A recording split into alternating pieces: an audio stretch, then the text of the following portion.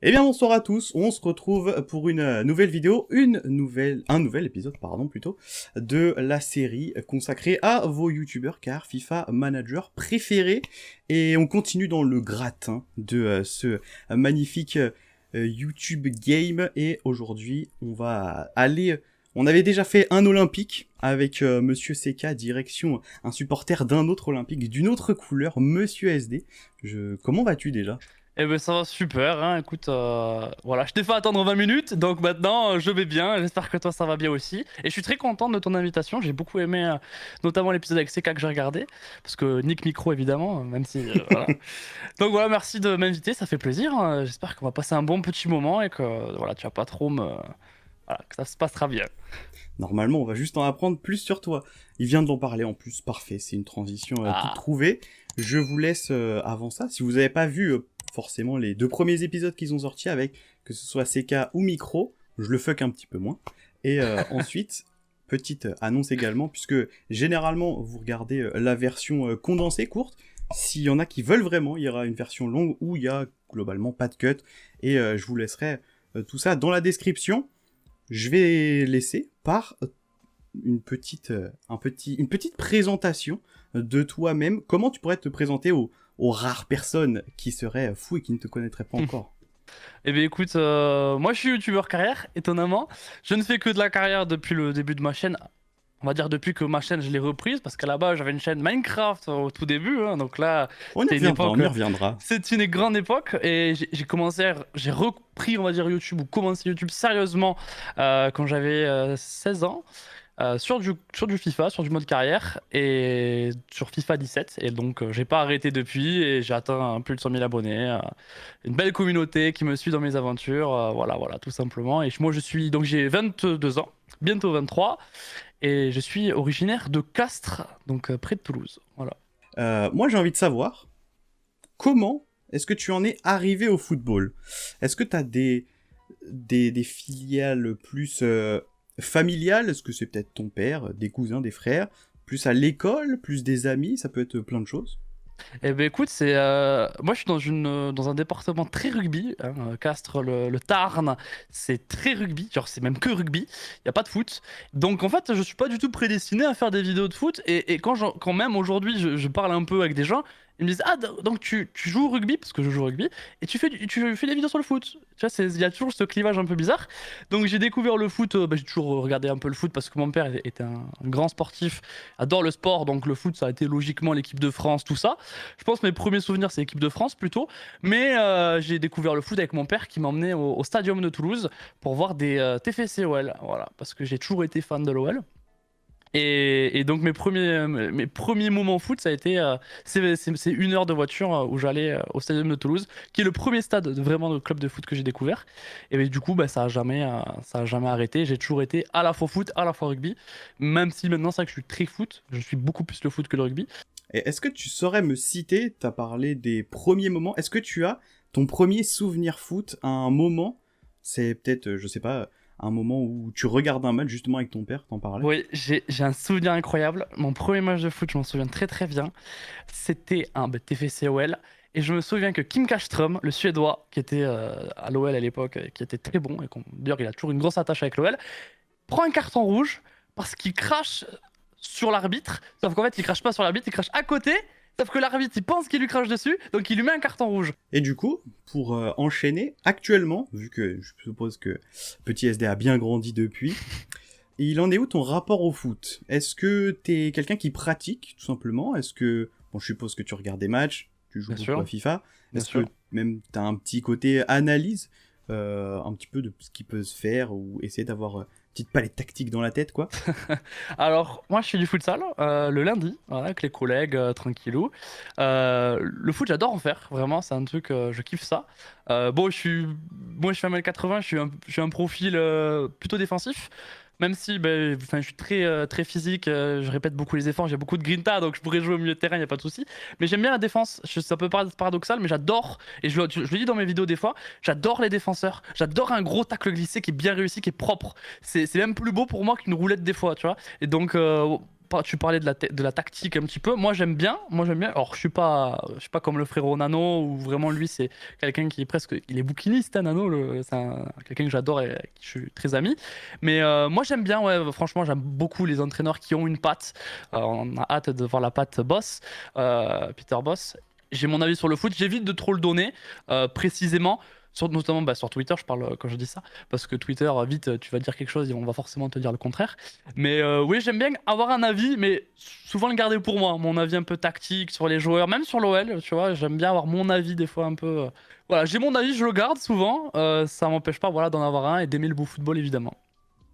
Ok, bah on a déjà commencé à en parler, hein. Je pense on l'a déjà répété ce nom plusieurs fois. J'aimerais savoir quel est ton club de cœur, et comme tu l'as dit en plus, que tu n'es pas né tout proche, pourquoi tu as choisi l'Olympique Lyonnais, pourquoi tu es tombé amoureux? Alors historiquement, j'ai mes arrière-grands-parents qui étaient lyonnais quand même, hein, donc il y a quand même une petite racine, voilà. Avant la Seconde Guerre mondiale, tout ça, mes grands-parents, mes arrière-grands-parents étaient, même c'est mes arrière-grands-parents qui étaient lyonnais, donc j'ai comme une petite accroche familiale de par là-bas. Et ensuite, en fait, ça a toujours été ça. Je me rappelle mes premiers souvenirs un peu foot à la télé de club, c'était Anthony Réveillère côté droit, tu vois, en Ligue des Champions. Tu vois, les matchs en clair sur TF1 de l'époque, c'était l'OL. Donc je pense que je suis né aussi à une époque où c'était beaucoup Lyon. Oui, Dans notre génération. Voilà, dans un département où il n'y a pas de foot. Donc bah, quand t'es petit, c'est plus simple d'aimer ceux qui gagnent. On va dire, c'est footix, ok, je suis footix de l'époque, il n'y a pas de problème. Ouais, faut que tout le monde commence quelque part, de toute façon. Mais je suis resté supporter et dans mon cœur, il n'y a qu'une place pour qu'un seul club, c'est l'OL. Voilà. S'il y avait un club de foot à Castres, peut-être que je serais aussi pour Castres, mais c'est pas le cas. En tout cas, on a le temps avant de le voir en Ligue 1 ou quelque part. Est-ce que tu pourrais me citer ton meilleur souvenir foot, si tu en as un? Ça peut être quand tu jouais, ça peut être quand tu regardais un match, quand tu supportais une équipe, le pays, n'importe quoi. Mon meilleur souvenir foot, je réfléchis. Je pense qu'il y en a deux. Donc, je sais pas si c'est de la triche. J'en ai deux en tout cas à te dire. Non, c'est...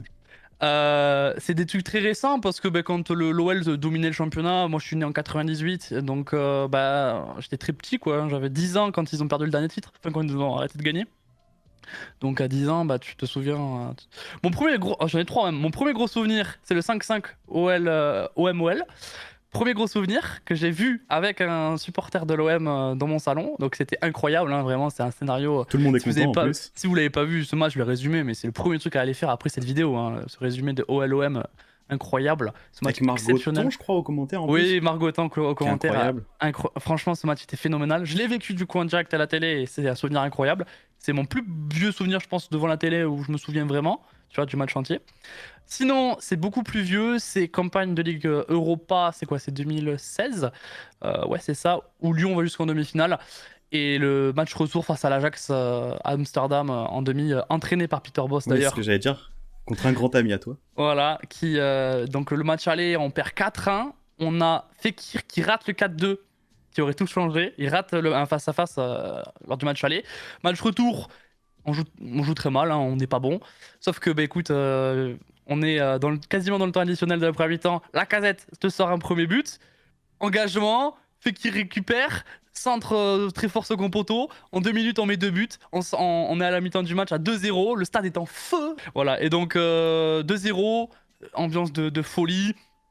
Ensuite, le match, il va durer. Parce que là, il faut savoir qu'à ce moment-là, vu qu'on a le but à l'extérieur, ça fait 4-3, il faut un but et on passe, quoi, je crois, il me semble que c'est ça. En tout cas, c'est les souvenirs que j'en ai. Et on pousse. L'Ajax, ils doivent prendre un carton rouge très tôt, en deuxième mi-temps, ils le prennent pas. Je crois qu'ils le prennent vers la 80e, le carton rouge au final. On pousse, on a Cornet qui tape le poteau, on a Guézal qui rate une occasion pas possible.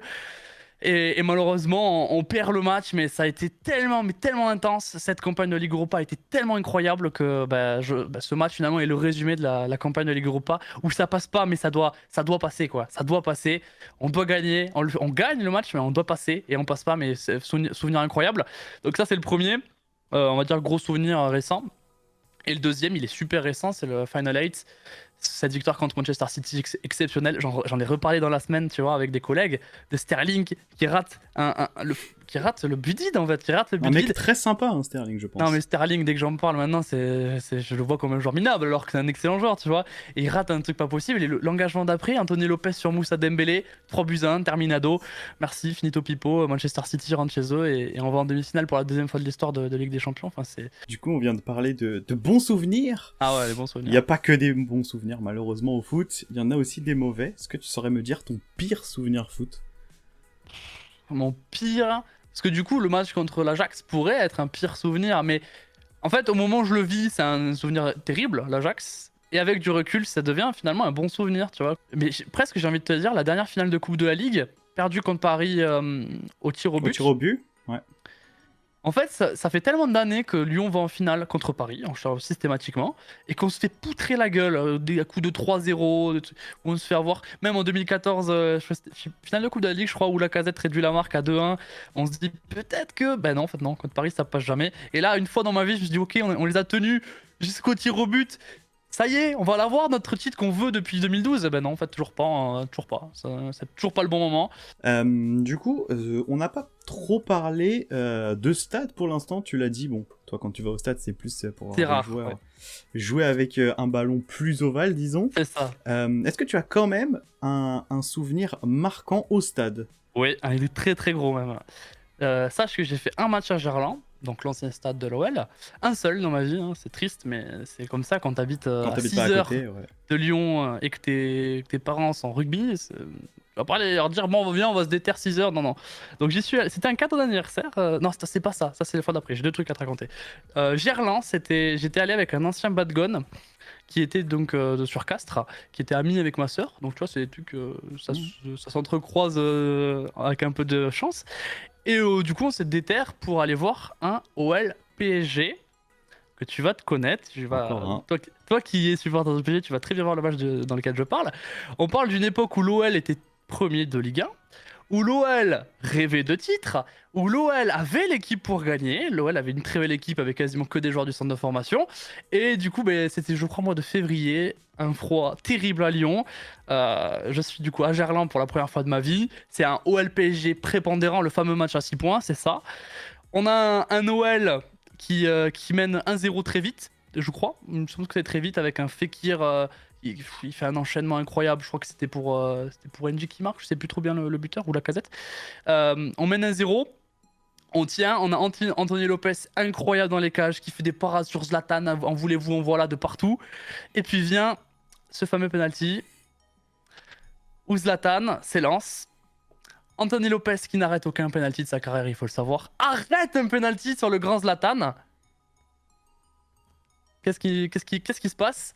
L'arbitre demande à retirer le penalty. Première fois de ma vie que j'entends ça. Alors que maintenant, ça devient un peu plus courant. À l'époque, c'était quoi, 2015, je crois, un truc comme ça. Que ce soit, surtout pour ces raisons, c'est peut-être la première fois qu'on le voit. La première fois, et à l'époque, peut-être que maintenant je pense que ça se passerait mieux. Il n'y aurait pas de polémique parce qu'on l'a déjà vu. Mais à l'époque, c'est polémique incroyable. Jamais tu ne fais retirer un péno à l'époque. Jamais. Là, c'est OL, PSG. L'OL est premier de Ligue 1 à ce moment-là. Et on a quelques fois qu'on a 5 points d'avance. L'OL a 5 points d'avance. Si l'OL bat le PSG, on a 8 points d'avance. 8 points, ça commence à faire. Il restait une dizaine de journées, il me semble. Hein, peut-être un peu plus. 10-12 journées. Donc oui, il y a encore beaucoup de matchs. Mais l'OL a 8 points d'avance, tu vois. Donc c'est quand même pas rien. Et du coup, tu parlais d'un autre souvenir au stade, c'est ça? Ouais, c'est la seule fois du coup où je suis allé au nouveau stade de l'OL. Donc là, c'était un cadeau d'anniversaire que m'ont fait mes deux meilleurs potes, Justin et Valou, que j'embrasse évidemment, qui sont un peu connus sur ma chaîne pour ceux qui suivent assidûment chaque vidéo. Et donc, ils m'ont fait ce cadeau d'aller au Groupama Stadium pour la première fois. Donc, on avait pris le temps de choisir un peu un match sympa. C'était un OL Monaco, du coup, qu'on a choisi. Donc, un match normalement intéressant, où il y a des buts, où il se passe des choses, quoi. Et là, c'est un match beaucoup plus serein, beaucoup plus tranquille. Mais je me rappelle, je suis rentré, je sais plus quel virage j'étais. C'était virage sud, je crois, il me semble. Je suis rentré et au moment où je marche, tu vois, les marches pour arriver sur la tribune, hop. Et là, j'arrive au-dessus et je vois tout le stade énorme, immense. Et j'ai vraiment le souffle coupé, tu vois. On dit souvent ça. C'est un peu. Ouais, surtout que il était tout neuf à l'époque. Ouais, tout neuf. Et je fais ouf. D'accord, ça c'est du stade. Tu vois, vraiment, je suis arrivé dans ce stade, je me dis ouf. Là, on est dans un truc, c'est exceptionnel, tu vois. Et après le match, on gagne 3-0. On va changer un petit peu de thème et on va attaquer un thème beaucoup plus actuel, enfin pas forcément actuel, mais centré aussi sur toi, Ouais. sur plus les jeux vidéo et Mhm. une série en particulier que je pense que tu connais bien. Est-ce que tu pourrais me dire quel est ton premier FIFA? Oh, c'est facile, mon premier FIFA. Alors, bon, je vais faire la petite, comme tout le monde. J'ai joué à PES 6, c'est mon premier jeu de foot. Voilà, comme tout le monde de ma génération, hein, à peu près né vers 98-2000. Donc, j'ai commencé sur PES. Et je crois que très vite, FIFA 7 ou 8 sur Wii à l'époque. Sur Wii. Euh, et le premier FIFA un peu console classique, c'est le 09. Voilà. Et maintenant, on va parler plus, bon, c'est dans la continuité, hein, bien évidemment, puisque c'est ce qui t'amène à être aussi, à ce qu'on soit tous les deux, grosso modo, là aujourd'hui. Quand est-ce que tu t'es lancé sur YouTube? Je suis allé regarder un petit peu, hein, bien évidemment, je suis allé fouiner. J'ai vu que, du coup, en plus, tu en as déjà parlé en tout début, tu as Ouais, eu 2 départs, entre guillemets, sur ta oui, chaîne. Parce totalement. qu'au début, il y avait un petit peu de Minecraft. J'ai vu pas mal de Ouais, choses différentes, en plus, plein de il y trucs a 6 différents. ou 7 années. Et du coup, après, tu as eu aussi un nouveau départ, un renouveau où tu t'es plus centré sur FIFA. Ouais, c'est ça. Donc j'ai commencé tranquille. En fait, au début, je faisais des vidéos comme ça, si tu veux, un peu des séries avec des potes sur Minecraft, parce que ça a été un jeu que j'ai fumé pendant tellement d'années, Minecraft. Il y en a, c'est GTA, moi, c'est Minecraft. Je sais que CK, c'était plus GTA, moi, c'était très Minecraft à l'époque. Donc je me suis fumé sur ce genre de jeu-là. Il y a des traces de Hearthstone, tu vois, sur la chaîne. Ce qui est marrant, c'est que je joue toujours à Hearthstone et que je suis dans le top 0,1% mondial de Hearthstone. Donc SD ne fait pas que du FIFA, je suis un joueur Un joueur de d'Hearthstone. cartes. Un joueur de cartes, j'adore les jeux de cartes, il faut le savoir. Dans ma jeunesse, j'étais joueur Yu-Gi-Oh! Compétitif. J'ai toujours aimé un peu les jeux de cartes. Le nouveau jeu de cartes aussi de Riot Games, voilà, je l'ai un peu joué. J'étais Runeterra. compétitif. Ouais, Runeterra, j'étais compétitif dessus. Voilà, je suis un joueur de cartes, il faut le savoir, j'adore ça. Moi, les jeux de réflexion, un petit peu, j'adore ça. Finalement, c'est les jeux mécaniques où je suis un peu moins bon. Donc, j'ai joué un peu à Fortnite, mais j'étais catastrophique. C'était plus dans la vision, l'analyse que je suis bon que vraiment tu vois, les mécaniques. Parce qu'après, du coup, là, vu qu'on parle un peu de ce que je joue autre, j'ai fait un peu de LoL comme tout le monde. Aucune mécanique, mais une bonne vision de jeu. J'ai fait du Football Manager pendant très longtemps. Je suis un très gros joueur de Football Manager, hein. J'ai joué depuis très longtemps. Football Manager, depuis le 11, je crois. Je me suis mis 1000 heures par jeu. Donc c'est quand même pas mal, même si je joue beaucoup moins maintenant. Voilà, après, ouais, j'ai eu plein de jeux. Quand il y avait Among Us, j'étais un excellent joueur Among Us, par exemple. Ça peut paraître con, mais il y a beaucoup de mauvais joueurs. Moi, j'étais un excellent joueur Among Us. Voilà, je sais pas après ce qui peut me venir comme ça, mais voilà, au fur et à mesure. Et donc, il y a eu 2 départs. Donc, au début, je me suis fait des vidéos comme ça pour le kiff. Et puis ensuite, arrivé à l'IUT, j'avais toujours cette envie de reprendre les vidéos, parce que j'ai eu un gros trou, hein, où j'ai plus rien fait, à peu près vers la fin du lycée. Et là, je me suis dit, début de l'UT, je veux reprendre ma chaîne. J'avais eu aussi un bon PC qui me permettait pour les Mais UT c'est plus voilà, pratique. d'avoir, pour faire des vidéos de bonne qualité. Parce que c'était un frein aussi à l'époque. Ça fait quand t'as pas de PC à l'époque pour faire des vidéos sur PC, c'est compliqué. Donc je suis revenu avec un gros PC. Je jouais à FIFA au début, FIFA 17, 18, 19, 20. Je jouais sur PC, faut le savoir. Je suis passé que très récemment à la console. Et du coup, bah voilà, j'ai eu un gros PC, je me suis dit, je vais reprendre. Voilà. Et très logiquement pour moi, je devais faire de la carrière parce que c'est ce que j'aimais faire. FUT, c'est très loin derrière moi et je n'ai absolument plus aucune envie de faire du FUT aujourd'hui, vraiment zéro envie. Vraiment, ça ne m'intéresse plus du tout, le mode de jeu ne m'intéresse plus comme il est devenu. Donc voilà, et puis le vrai foot, moi c'est ce que j'aime, le vrai foot, donc la carrière. Et très logiquement, j'ai lancé mes premières carrières sur le 17, FIFA 17 avec ben, cette envie de voilà. Moi j'en ai parlé dans ma vidéo 50 000 abonnés notamment, petit t-shirt 50 000 abonnés que j'ai mis pour l'occasion forcément. Enfin petit maillot. Et forcément moi j'avais dans ma tête un plan de développement pour ma chaîne sur plusieurs années, et j'ai mis en place ce plan finalement que je m'étais imaginé et qui a marché du feu de Dieu, tu vois. Quand on me pose la question, est-ce que tu es étonné aujourd'hui du nombre d'abonnés que tu as, je réponds non, je suis pas étonné. Parce que j'ai travaillé et je sais que j'allais travailler dans ce sens-là, tu vois. Donc pour Mais moi, en fait, ça s'est déroulé c'était un peu le logiquement. prolongement de ma question en plus. C'était du coup, bon, on va pas parler de ton de ta première arrivée sur YouTube, Ouais, parce que c'est pas c'est. celle qui nous intéresse le plus Elle est là. importante, elle est importante, je pense, c'est les prémices Elle et te ça te met un permet un pied peu dedans de. aussi. Ouais. C'est ça. Mais c'est parce que j'avais 60 abonnés hein, à la fin de cette Oui. première ébauche de chaîne, hein, tu vois. Donc je suis parti de zéro. J'avais pas genre 500 abonnés de base qui... Non. J'étais à zéro, tu vois. Au moins, disons que tu étais familier avec l'outil YouTube et tu Voilà. savais comment faire. Et Tu tiens, avais j'en les profite clés. pour le caler. Moi, on parle de ce qu'on aime, de foot, tout ça, mais je suis un amoureux de YouTube. Moi, je regarde YouTube depuis 2011. Donc ça fait plus de 10 ans que je regarde du YouTube. Moi, je suis un amoureux de la plateforme, hein. Moi, si demain YouTube m'appelle pour que je sois je ne sais pas quoi chez eux, si je réfléchis pas, j'y vais, hein. Voilà, c'est un petit truc. Et pareil pour IE d'ailleurs, nos frérots d'eSport, si vous avez besoin de moi, je suis toujours là. Mais du coup, t'avais commencé à en parler, que c'était plus quelque chose, là où on l'a vu dans les épisodes précédents par exemple, c'était plus je me lance et on verra. Toi, t'avais plus un programme dans ta tête, on en a parlé Ouais, tout à l'heure en plus de la Coupe du Monde de joueurs programmés. Toi, tu arrivais avec une certaine ambition, même si on sait oui. jamais dans quoi on s'embarque. Tu Oui, mais savais et que encore que. tu avais le potentiel de faire, et d'arriver surtout là où t'es aujourd'hui. Alors, déjà, il y a deux choses à mettre en exergue. Mon plan que j'ai mis en place, qui a fonctionné parce que je savais qu'il allait fonctionner, ça peut paraître un peu prétentieux, mais je le savais, tu vois. Donc, l'avenir me donne raison, enfin, le présent me donne raison. Mais surtout, j'ai eu de la chance, on a toujours, toujours une petite poêle de réussite, c'est que l'année où je me lance, FIFA 17, on a plein de gars qui arrêtent. Je pense à Star France, je pense à Baiko, je pense à plein de mecs qui arrêtent, qui font plus de vidéos, tu vois. Merde, comment il s'appelle? Ah, j'ai oublié un autre collègue. Bref, bref, il y en a plusieurs. Il y en a 3-4 Ouais. youtubeurs carrière qui stoppent tout. Ils s'arrêtent du jour au lendemain, sans même faire de communication sur leur arrêt. Et donc là, il y a quoi? Il y a trou béant, en fait, pour que je m'insère. En fait, il y a pas Il y a forcément de des gens demande, qui mais attendent. il y a un besoin que les gens ne savent même pas. Mais en fait, il y a un besoin de quelqu'un, de plusieurs personnes. Et d'ailleurs, je trouve qu'il y a toujours cette place-là. Elle y est toujours. Donc, les petits, il faut persévérer. Et je me lance là-dedans avec finalement le dit putain, en plus il y en a plein qui arrêtent, c'est pas si mal pour moi parce qu'ils arrêtent, c'est triste pour eux, c'est triste pour la commu, c'est triste pour plein de choses, mais moi j'y peux rien s'ils arrêtent. Donc je me lance là-dedans Et il y a toujours avec un des peu gens de qui réussite. demandent juste, enfin qui Et il y espèrent a voir du toujours contenu. et au-delà de ça, il y a toujours des gens qui en demandent. On connaît la légende des épisodes 1 qui marche très bien forcément. Et moi, ma réflexion dans cette première année, parce que ça s'est déroulé sur une première année où je pose ma communauté, tu vois, où j'avais, je crois, peut-être 2, 3, 4 000, 5 000 abonnés, peut-être au début de la.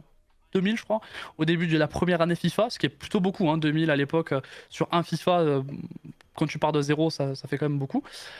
La deuxième année, je me dis, bon, on sait très bien que enfin, c'est pas, je me suis pas dit ça au début de FIFA 18, non, dans les quelques mois avant le FIFA 18, je me suis dit, bon, comment faire en sorte que les gens qui adorent les épisodes 1 et qui sont là et qui regardent tous les épisodes 1, et bien en fait, comment faire pour que Ils les restent épisodes 2, sur 3, les 4, épisodes ils d'après. restent.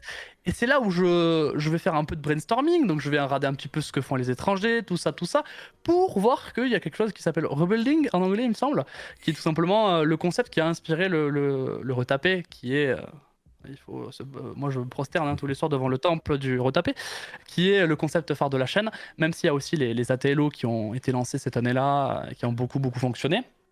Et finalement, les retapés, mais ça c'est un concept qui est très intéressant, que beaucoup de gens adorent, mais qui du coup est un épisode 1 permanent chaque Oui, vendredi. C'est ça du coup qui m'a fait complètement exploser.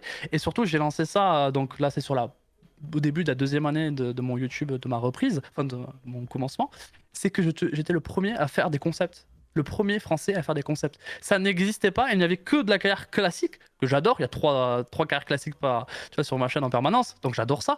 Mais je suis le premier français à me dire, mais en fait, il y a d'autres choses aussi possibles. Il y a des concepts à créer, il y a des idées à imaginer. Et au final, ça a inspiré plein de gens. Tu vois, c'est un peu ce coup de pied dans la fourmilière de gens en France qui n'osaient pas forcément, tu vois, lancer des nouveaux trucs, qui fait que, voilà, ça donnait des idées. Déjà, ça m'a fait prendre un nombre d'abonnés incroyable qui me permet d'avoir ce que j'ai aujourd'hui. Parce que aussi, je pense l'avoir pas trop mal fait, tu vois. Je pense avoir été, même si on regarde les retapés de l'époque et ceux de maintenant, c'est quand même pas pareil. non, mais ça c'est pour tout le monde pareil. Ça, c'est pour tout le monde. Et ça a mis un petit coup de pied à tout le monde. Et au final, maintenant, je trouve ça hyper sain, qu'il y a plein de concepts qui se lancent de partout, plein de mecs qui essaient de créer des choses. C'est top. Moi, j'adore ça. Je suis quelqu'un d'assez créatif. Et du coup, voilà, après, ça m'a donné des idées sur plein d'autres concepts originaux, les Wonder Kids et tous ceux qui sont sortis sur la chaîne.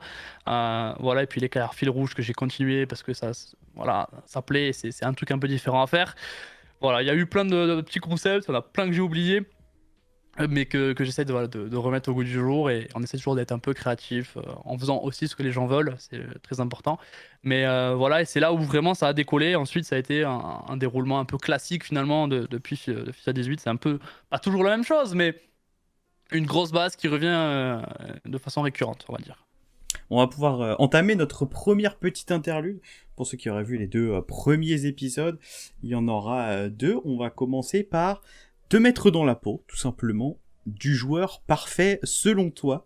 Je vais te donner des caractéristiques. Tu vas me donner à chaque fois le premier nom qui te vient en Ok. tête, que ce soit joueur actuel ou joueur Ou légende, qui a ouais, pris sa aussi. retraite. Ça, tout à ton choix. Ok. Si tu devais avoir le pied droit, ce serait de quel joueur? Le pied droit. Alors en plus, pas que je me trompe sur le droitier, est-ce qu'il est droitier ou gaucher? Donc déjà le gaucher, moi c'est simple, hein. Je sais pas si tu vas me le poser la question. Ce sera celle d'après, donc on peut l'embrayer avant, s'il te Ouais, plaît. bon, le pied gauche, dis-moi, direct, je dirais Nabil Fekir, tu vois, pied gauche. C'est le premier qui me vient. Si tu devais avoir les dribbles, ce serait de quel joueur? Les dribbles. Bah, les dribbles de Léo Messi quand même. Si tu devais avoir les coups francs, ce serait de quel Ah joueur? bah, Juninho, le meilleur tireur de coup franc de l'histoire du football, hein. Voilà, pour moi, il n'y a pas de sujet. Pour moi, il n'y a pas de sujet. Si tu devais avoir le leadership, ce serait de qui? Sergio Ramos, Toujours prêt à aller à directement. la guerre. Ah, moi, c'est. En plus, moi, je suis un mec. Moi, si j'étais joueur de foot, je serais un Carles Puyol, tu vois. Moi, je serais Carles Puyol. Même poste, peu près même gabarit. Tu vois, je serais même Moins de cheveux quand mentalité. même. Moins de cheveux, ça, on peut pas l'enlever. Moins de cheveux, Carles Puyol. Mais moi, je serais un Puyol sur le terrain. Donc, forcément, un mec qui aboie, qui a beaucoup d'honneur, tu vois. Donc, un Ramos qui a tout ça aussi. Si tu devais avoir, t'en as déjà parlé en plus, si tu devais avoir les passes, ce serait de quel joueur? Peut-être parisien du coup. Ouais, alors, j'aurais les passes. J'aurais les centres de Di Maria, tu vois. Au-delà des passes. Et si je devais avoir les passes, vraiment les passes. Ah, j'ai envie de le caler quand même, hein. Sergi, Darder. Si tu devais avoir la vitesse, ce serait de quel joueur? Oh, de base, moi j'ai une bonne vitesse, mais Si tu pouvais être euh, légèrement plus rapide que ce que tu n'es légèrement actuellement. dans la limite du possible. Oh, soit Thierry Henry, soit Mbappé. D'ailleurs, ils sont à peu près équivalents, je pense, hein. Ils sont un peu kiff Bourrico, mais Et si tu devais avoir la mentalité, ça rejoint un peu le leadership, en plus t'en as déjà parlé, dans certains joueurs euh, chevelus. ouais, Carles Puyol, c'est sûr, ou Ronaldo, tu vois. Et enfin, pour terminer la collection complète de ton joueur, ce serait... tu porterais quel numéro, en tout cas, sur ton maillot? Je porterai le 13 sans aucune hésitation. Du coup, on a terminé avec cette première petite interlude. On va revenir à des questions plus longues, plus construites. Ouais. Et tu en as parlé, surtout que je suppose que tu as un avis, du coup, tu l'as déjà évoqué, donc je suppose que tu as un avis légèrement différent des deux autres que l'on a vus. Pour toi, c'est quoi le rôle le plus important au foot? Je m'explique. Si tu devais créer ton équipe, tu prends 11 joueurs de Ouais. niveau similaire, donc c'est pas forcément l'individualité qui primera. Qu'est-ce que tu sélectionnerais et qu'est-ce qui ferait la base de ton équipe? À quel poste? Moi, je prends un gros défenseur central avec le brassard déjà ici, tu vois. Tatoué Et carrément. ah, mais moi, je prends le patron. Mais pour moi, c'est la première chose à mettre. C'est pas lui qui fera la différence dans les matchs, mais c'est sa présence, son aura et le fait qu'il va tout sauver, qu'il va tout sécuriser. Il y a l'attaquant, il y a Mbappé qui va partir en profondeur, il va se prendre un coup d'épaule, il va ramasser le ballon. Tu vois, pour moi, c'est la première chose, la plus importante, c'est l'essence même du football. Si t'as pas un défenseur central, il en suffit de un sur les deux. Un qui fasse le boulot pour deux, mais pas que pour deux, pour la perte de tes milieux de terrain, pour la perte de tes latéraux sur les Oh, on l'a côtés. vu avec Liverpool. Hein. On l'a vu avec Lyon très récemment. On l'a vu très récemment. Mais voilà, pour moi, c'est le premier mec que je mets sur ma feuille. C'est mon numéro 3, mon numéro 4. Donc, mon défenseur central. Et je sécurise tout avec lui. Voilà, moi, c'est pour moi le premier mec à mettre. Tu es plutôt carrière à la Totti. Mhm. On connaît tous carrière à la Totti, qui n'a pas forcément eu autant de titres que son talent lui en aurait permis. Ou plutôt carrière à la Ibrahimovic, qui lui a un palmarès, une armoire plutôt Ouais. bien remplie, je pense. C'est facile, hein, un seul maillot, évidemment. Mais évidemment, moi, je suis un joueur. Je suis de Lyon, ou même au rugby, je suis de Castres. Si je peux finir, si je peux, parce que j'ai le niveau, j'ai le bon poste qui fait que je peux rester, que je garde mon. Oui, là on parle Si, d'un choix de si carrière je spécifique. peux, mais moi je suis joueur de foot pro, si je peux rester toute ma vie à Lyon, mais c'est obligatoire, c'est sûr. Mais moi, il n'y a aucun doute. N'importe qui peut m'appeler. Mais J'aimerais que tu me nommes pour toi actuellement, donc là on prend que des joueurs Mhm. encore en jeu, qui est le joueur le plus sous-coté selon toi? Le plus sous-coté, je dirais Corentin Tolisso. Après avoir été gentil, du coup, avec Monsieur Corentin Tolisso, va falloir être plus méchant. Pour toi, quel est le joueur le plus surcoté? Moi, alors, ça va faire criser beaucoup. C'est pas forcément qu'il est surcoté, mais je suis vraiment pas un fan de Thomas Müller, tu vois. Alors, je dis pas qu'il est surcoté, je dis pas que c'est pas ce que je dis, donc je réponds pas forcément à la question. Mais pour moi, on en fait un peu trop par rapport à ce que j'ai vu vraiment, tu vois.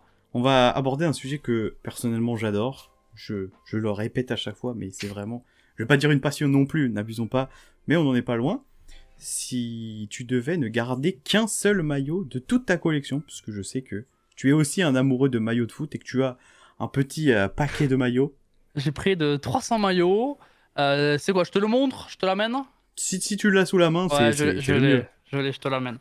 Alors, le maillot, attention, je fais un peu de suspense hein, pour la vidéo, je suis un mec, j'adore ça. Le voici. Donc, c'est quelle saison? C'est 2016, voilà. Ouais, 2015-2016, je crois que c'est ça, non? Je crois, il y a écrit 2016, février 2016, 2016, donc c'est forcément... Ouais, c'est ça. je crois que c'est 2015-2016. Ouais. Et ouais, c'est ça, je crois. Bon, bref, peu importe. Et en gros, en fait, c'est un maillot qui est très joli, déjà. Je trouve qu'il est très joli. Oui. Il représente parfaitement Lyon, en plus. Parce qu'on a, voilà, on a une bande qui est quand même assez classique. On la voulait là, mais on l'a eu au milieu. Et le maillot est très beau. Franchement, voilà. C'est un maillot où on a fait de la Coupe d'Europe. On a eu des émotions, tu vois. Même des derbies, des matchs, on a eu des émotions. Et surtout, c'est un flocage. Bon, on le voit à l'envers forcément avec ma cam, mais c'est Lacazette. Non, on le voit bien, t'inquiète. Bon, ça va, parfait. Et c'est Lacazette. Et Lacazette, vraiment, ça... Moi, il m'a marqué en tant que joueur à Lyon, tu vois. Ça a été vraiment l'un de mes premiers vrais gros chouchous pendant très longtemps parce que je l'ai suivi. Moi, j'ai vraiment. Je l'ai vu au tout début de sa carrière à Lyon et je l'ai suivi, je l'ai vu vraiment progresser jusqu'à quand il est parti avant de partir à Arsenal à un niveau très élevé où il était par ailleurs titulaire d'équipe de France à mettre des doublés contre l'Allemagne. Donc forcément, moi je l'ai vu très haut et j'ai vécu toute son évolution à Lacazette. Donc forcément, ce maillot c'est aussi très symbolique. Si tu avais dû marquer un seul but dans l'histoire du football, ce serait lequel? Tu choisirais lequel? But qui a été marqué du coup. Ouais. Ah bah si j'ai marqué un but, c'est le rush de Maradona, moi. Hein. C'est quoi pour toi la meilleure célébration que tu aies vue? Celle qui t'a le plus marqué? C'est tout con, hein. J'en ai deux en tête. Il y a la célébration de Nabil Fekir qui monte son maillot sur le 5-0 à Geoffroy Guichard, qui est un souvenir aussi incroyable de télévision pour moi. Et ben, surtout Memphis Depay, qui est la célébration que je fais quand moi je marque au foot. Donc forcément, elle m'imprègne forcément, c'est forcément celle-là, vu que c'est celle que je fais moi-même. Donc ouais, quand Depay il célèbre, et qui en fait il veut dire tellement de choses, ce geste ça paraît con, mais à la fois d'être esthétiquement Connaissance sympa. l'histoire de Depay, oui, c'est tellement parlant. J'écoute plus parce que je me concentre sur moi-même, et si je suis le grand joueur que je suis aujourd'hui, c'est parce que je vous écoute pas. Voilà. Et finalement, c'est un peu pareil sur YouTube. Si j'écoutais chacun des commentaires ou des critiques que j'ai reçues, ben, je serais pas là où je suis aujourd'hui et j'aurais rien fait. Voilà. Donc, des fois, il faut écouter les gens qui savent et quand même se lancer, même si on te dit que ça va pas marcher. Voilà, petit conseil pour tout le monde. Si tu avais en ta possession une machine à voyager dans le temps, ce qui est plutôt pratique, et que tu avais une capsule pour revivre un match, n'importe lequel dans l'histoire du football, mais en étant directement dans le stade. Oh bah sans aucune hésitation, le premier titre qui se joue à la 38e journée, Lyon-Lens. Si Lyon gagne Lens, Lyon est champion de France pour la première fois. Donc évidemment, c'est ce match-là que je... C'est quoi pour toi la plus belle récompense pour un footballeur? Est-ce que c'est plus trophée collectif, du coup, Ligue des Champions, Coupe du Monde, Euro, etc. Ou tout simplement un ballon d'or? Ça dépend du poste. Hein. Si t'es défenseur central et que tu gagnes un ballon d'or, c'est plus fort que si t'es attaquant, selon moi, déjà. Parce que c'est plus difficile. Quand tu marques aucun but ou très peu de buts dans une saison, gagner le ballon d'or à la fin, ça montre à quel point t'es phénoménal et à quel point t'as porté ton équipe. Moi, si j'étais joueur de foot, ce que je préférais gagner, c'est un championnat. Ça paraît con. Championnat? Ok. Moi, si je dois gagner un truc, ou parce que c'est avec n'importe quel club, tu peux le gagner le championnat, tu vois. Enfin, en théorie, parce que si t'es troyen que tu gagnes le championnat, phénoménal. Tu vas pas te dire je vais gagner une Ligue des Champions. Mais déjà, gagner un championnat, c'est la régularité tout au long de l'année de performance. C'est pas un match, que t'as foudroyé, que t'as gagné. Tu vois, c'est une régularité sur 38 journées, c'est long. Donc ça demande d'être précis, tu vois. C'est quelque chose qui est beau à gagner. Et c'est la récompense collective de tout un groupe. Chacune des individualités a permis au titre final, tu vois. On va pouvoir basculer tranquillement dans la deuxième et dernière interlude. C'est un classique tu préfères. Si tu devais choisir entre France 98, tu l'as dit ton année de Ouais. naissance, ou France 2018, tu choisirais qui? 2018, sans aucune hésitation. C'est ce que j'ai vécu forcément. Je trouve l'équipe très belle, à l'image de tous les Français. Tu as dit, tu as la chance d'avoir été visiter les deux. Tu es plus Stade de Gerland ou Groupama Stadium? Ah, quand même, parce que le Groupama Stadium m'a coupé le souffle. Et à partir de là, de facto, oui, il y a moins d'histoire. L'histoire est à créer de ce stade, mais de facto, quand un stade me. C'est que c'est quand même quelque chose, quoi. Donc, le Groupama Stadium, Deux joueurs que tu as déjà cités, en plus, en bien. ouais. Tu es plutôt Carles Puyol ou Sergio Ramos? Ah ouais, Carles Puyol. Tu es plutôt Iker Casillas ou Gigi Buffon, Ah, le gardien Buffon. iconique? Buffon. Directement? Ah, Buffon. Mais moi, j'adore Buffon. Je suis un fan de Buffon. J'ai toujours défendu Buffon sur la guéguerre où c'était les deux meilleurs gardiens du monde. T'as déjà Incroyable. parlé d'un des deux, donc Ouais. je pense que ça peut peut-être déjà être un peu orienté ton choix. Tu es plutôt Lisandro Lopez, que l'on connaît, hein, grand Oui. attaquant lyonnais, ou Alexandre Lacazette, qui du coup est plus de ta génération. Et ben, j'adore les deux.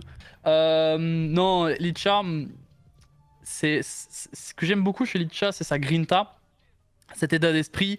Le fait que le mec, tu vois, il pointe là, il a sa célébration, il a cet amour aussi pour l'OL parce qu'il a aimé l'OL, vraiment.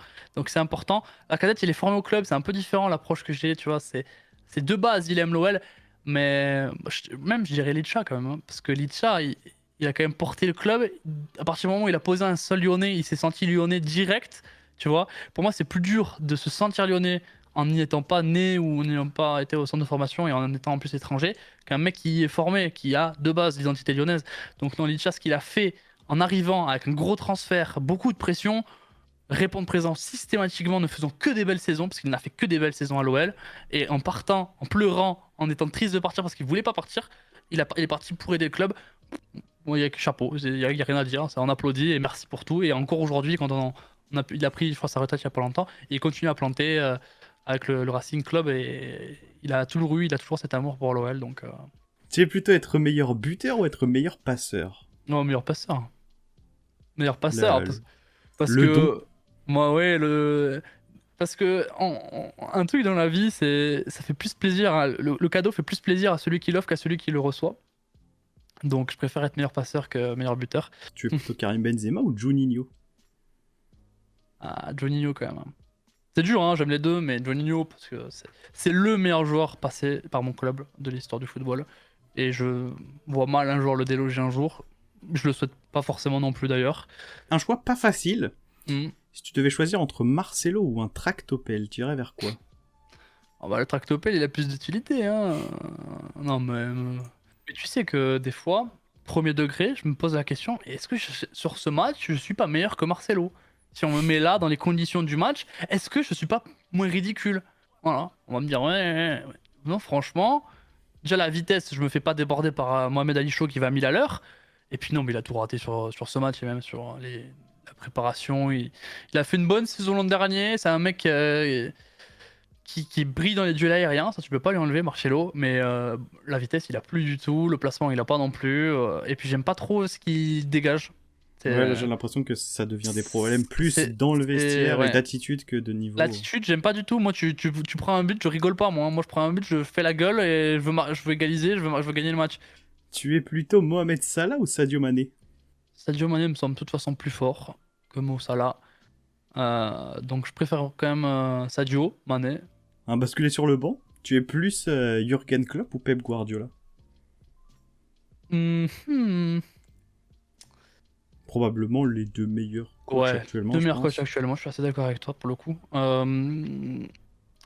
Je suis plus sur Game Club quand même, parce que je suis un peu plus jeu de transition que jeu posé d'échecs, tu vois.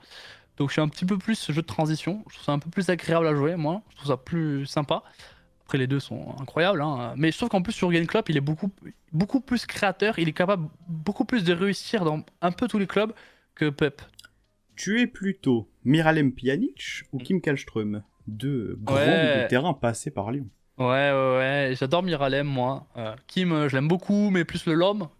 Kim Kallström. Donc, plus Miralem, parce que Miralem, on le recrute à Metz, totalement inconnu au bataillon. On l'a pas vu assez sur notre Ouais. maillot, malheureusement. On l'a pas vu assez. Il est vite parti en Italie, tout ça. Mais la carrière qu'il a derrière, c'est phénoménal, hein. Vraiment une très très belle carrière.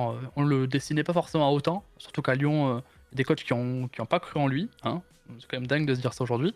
Tu es plutôt ciseaux de CR7 contre la Juve, Mm. je pense que tu as l'image en tête, Oui, j'ai l'image. ou ciseaux de Ibrahimovic contre l'Angleterre. Oh bah largement, Zlatan. Bon, j'ai pas réussi malheureusement à le mettre en concurrence avec quelqu'un d'autre. Du coup, je me suis débrouillé comme j'ai pu. Tu es plus Sergi Darder Olympique Lyonnais ou Sergi Darder Espagnol Barcelone? Et ben j'en parle en plus, on est parlé avec Nano pour revenir sur le débat que j'ai parlé dans 3-4 heures avec Nano l'autre fois. Et je lui ai parlé justement de Sergi Darder, comme quoi il avait porté l'Espagnol pour leur remonter en Liga. Mais évidemment, quand même, je l'ai vu beaucoup plus à Lyon. C'est un joueur qui m'a marqué.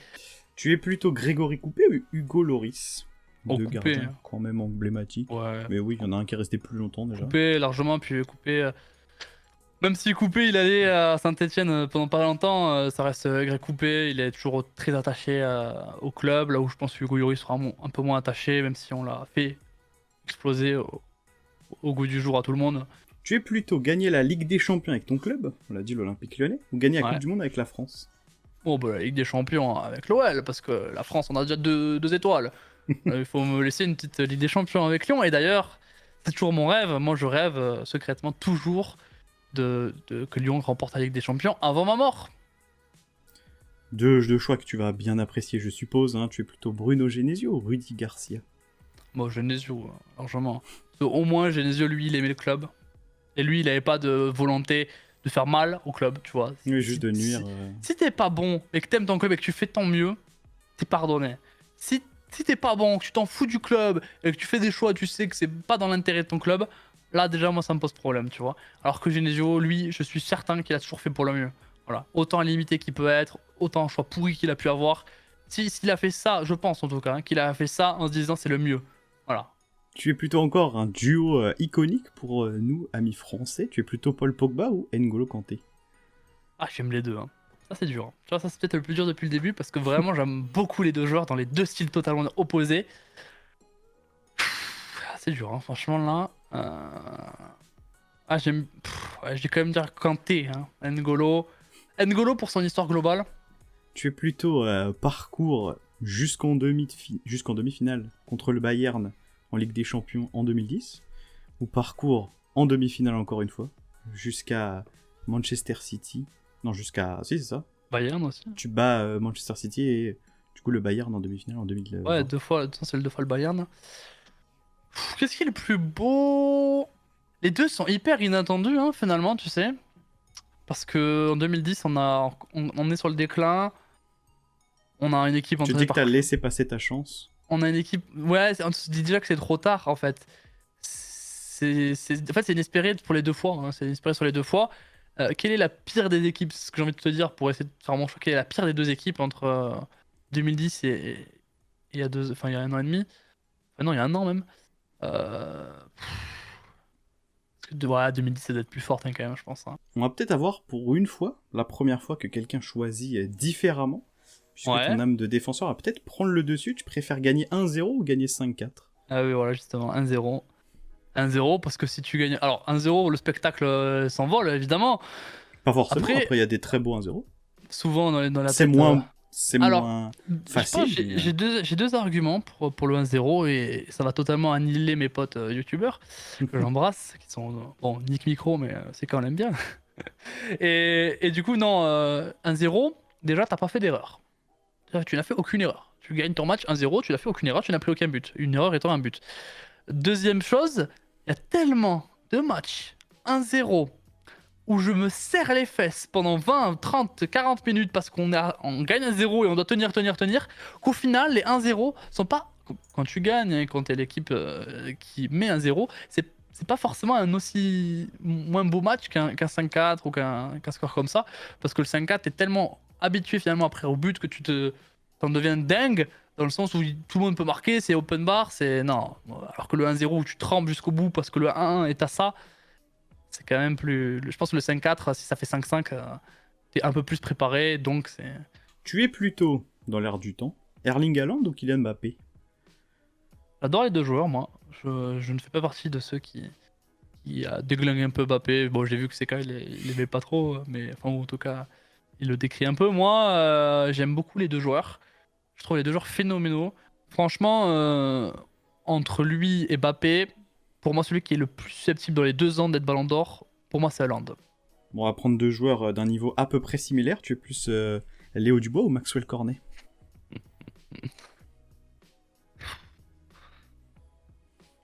C'est quoi, c'est savoir Normalement, c'est un choix pléthorique. qui est le plus mauvais, non? C'est pas ça la question. Ah là, c'est tu Le choisis. plus mauvais, c'est Cornet. Ça, c'est sûr, c'est Cornet. Tu vois, moi, il n'y a pas de problème. Cornet, tu es nul. Voilà, tu es nul. Et c'est ça qui est marrant, hein, Cornet. Il peut briller en Ligue des Champions face à City et est aussi mauvais maintenant. Non, je vais dire Dubois par défaut. Parce que Cornet, là, c'est ce qu'il nous propose. Franchement, c'est grave. C'est trop grave pour le mettre devant Dubois. Dubois qui est pas bon. Hein, mais... Du coup, enfin, on va terminer, non. J'allais oublier le dernier, le classique, hein. Le Messi Ronaldo, un petit peu Ah oui, oui. la cerise sur le gâteau. Je pense que actuellement je suis plus Ronaldo et que bientôt je serai plus Messi. À force de le voir jouer avec un maillot pas dégueu. Ouais, belle couleur, on va dire ça. Donc pour clore du coup cette petite interlude, hein, tu préfères un peu plus gros, tu pourras peut-être un peu plus développer. Tu préfères gagner un titre en étant sur le banc, un parfait remplaçant, un peu, on l'a évoqué tout à l'heure, à la Adil Rami, pourquoi pas. Ouais. Ou finaliste, malheureux donc, mais titulaire indiscutable, un cas à la Modric par exemple. Ah, une finale ça se perd pas quand même, hein. Ça se gagne, hein. Donc tant qu'à faire, si je Quitte à ne gagne. pas jouer, tu préfères avoir soulevé le trophée à la fin quand même. Ouais, quand même. Hein. On va passer à la dernière véritable grosse question du coup, qui est une question que j'adore, puisqu'elle peut mêler football et car manager. Ouais. Si tu devais choisir une équipe all-time, donc tu prends n'importe laquelle, hein, que ce soit je sais pas, Barça 2009, etc., et en faire une car manager, t'irais de quel côté et en quelle année? La Juve 2005-2006 de Nedved, ça doit être pas mal. Mais c'est quand même des sacrées années. Hein, où en plus, c'est des années où le championnat italien a encore des énormes joueurs. Où Milan, l'Inter, la Lazio, il y a du monde. La Fio de l'époque aussi est très belle. Hein. La Fio, on ne parle plus trop maintenant, mais très belle Fio de l'époque. Je pense quand même qu'il y a du monde et que c'était quand même l'Italie, ça rayonnait beaucoup c'était dans ce début des années 2000. Donc je pense qu'une carrière en Italie avec la Juve ou avec un autre club, mais je pense plus à la Juve de cette époque avec Nedved. Putain, quel kiff ce serait de jouer avec Nedved aujourd'hui, franchement, parce que j'aime beaucoup le joueur. Bah voilà quoi, ça serait pas mal. Hein. Voilà, je pense que cette Juve serait bien. Et du coup, je suis obligé de terminer sur cette question bien évidemment avec toi. Est-ce qu'il y avait penalty sur Nilmar d'après toi? Bah... Évidemment. Il n'y a pas penalty sur Nilmar ici. Toi, tout à l'heure, tu me dis qu'Anthony Lopez devrait plus fouler les pelouses. Bah alors là, attends. Voilà. Il arrache tout, il touche rien. Attends, mais Nilmar touche le ballon. L'autre le fauche. Il n'y a rien, ça joue. Bah, c'est là, en plus, c'est l'année où en plus, c'est l'histoire raconte ça. C'est l'année où vraiment on se dit que là, c'est la bonne année. Il y a un penalty, on le marque, on va en demi-finale et après on sait pas ce qui peut se passer. C'est l'année où on a la meilleure équipe aussi sur le terrain. Bon, je pense malheureusement, que... cette phrase a jamais gravé dans l'histoire lyonnaise, voilà. Pas pour les bonnes raisons. Voilà, il y en aura d'autres. Oui, ça va venir. Moi j'ai beaucoup d'espoir pour mon club et je pense vraiment que vu que ce club a été bien géré et est bien géré malgré tout depuis autant de temps, ça paiera ses fruits, peut-être début des années 2030, on sait pas, peut-être avant. Et que Lyon reviendra de façon pérenne dans les top 8 européens. Moi, j'en suis convaincu. Pour moi, on est toujours, peut-être plus cette année, mais on est toujours dans le top 16. Tu vois, chaque année, de façon récurrente. Là, on est plus autour des 25, hein, vu l'équipe qu'on a. Mais on est quand même on a quand même la structure sportive et financière pour aller dans un futur moyen, proche, loin et retourner justement dans ces places-là. Bah, message très positif et je partage en grande partie, même si l'équipe est peut-être pas niveau top 25. Le club, je On va pense voir les que... recrues, on verra après les recrues. Si on a les Oui, recrues, s'il on y a sera des top recrues. 25. Là, en l'état, on n'est pas top 25, Mais mais ça va. le club en lui-même, tout ce qu'il représente, je pense qu'il est Voilà. largement top 16 en Europe. Oui. Y a rien à dire. Bah voilà, pour cette interview, j'espère que ça t'a plu, j'espère que ça Ah bah vous oui. aura plu. N'hésitez pas à aller regarder, que ce soit la version courte ou la version longue, pour avoir toutes les anecdotes en intégralité de SD. SD, je vais te laisser le mot de la fin. Tu peux t'adresser à n'importe qui pour n'importe quoi. Ok, bah écoutez, moi je tiens à passer un message aussi pour ceux qui regardent les vidéos, parce que vous regardez des vidéos, vous aimez forcément le foot, la carrière. Je vous invite quand même quand vous aurez 16, 17, 18 ans, à essayer, à tenter votre chance, à se dire que peut-être vous aussi vous allez pouvoir devenir quelqu'un et vous amuser. N'oubliez jamais que le plus important dans ce qu'on fait, c'est de s'amuser. Donc quand vous faites des retapés, quand vous faites des concepts, des carrières, ce que vous voulez, amusez-vous, ça reste le plus important. Voilà, amusez-vous et je vous invite fortement à, si vous le voulez, que vous avez l'âme créatrice, à vous pencher là-dessus. Attendre d'avoir la bonne maturité, parce que selon moi, il ne faut pas se lancer trop tôt. Mais si vous semblez avoir la bonne maturité au bon âge, allez-y, parce qu'il y a toujours un créneau pour quelqu'un, et ça pourrait être vous, donc il n'y a pas de raison que ça ne marche pas pour l'un d'entre vous. Voilà, je te remercie aussi, Dailes, pour ta invitation. C'est avec plaisir que j'ai participé à cette petite interview, on va dire, un peu particulière. C'était vraiment sympa pour moi. Bon courage aussi pour ton montage. Bah Hein. merci. Hein. Et merci à tous d'avoir suivi. Je vous invite à, bien sûr, regarder en profondeur la chaîne de Delays, que je suis depuis un moment d'ailleurs, je te le dis, Merci beaucoup. je te suis depuis un moment parce que je crois que tu es un pote de mon graphiste, il me semble. Exactement. Voilà, donc je te connais depuis cette époque-là, que j'embrasse Terry hein, par la même occasion. Donc si Terry recommande, c'est que c'était forcément un bon gars. Voilà, bah écoute, merci, puis bonne continuation pour toi aussi. Bah, merci beaucoup. Hein. Du coup, je pense pas de message plus beau, plus touchant pour ce mot de la fin de SD. J'espère que l'épisode vous en aura plu. J'espère que vous en aurez aussi, c'est le plus important, appris plus sur ce monsieur qui fait partie des créateurs les plus recommandables, je pense, sur la plateforme Merci. pour les carrières managers. On va se laisser là-dessus. N'hésitez pas. Si vous voulez voir d'autres personnes, je sais qu'il y a un certain nom qui revient avec insistance. J'essaierai de le contacter. Même si le monsieur a un agenda très serré, on essaiera un jour de l'avoir également avec nous. Je vous laisse, moi, et on se retrouve donc très bientôt pour une prochaine vidéo. Ciao!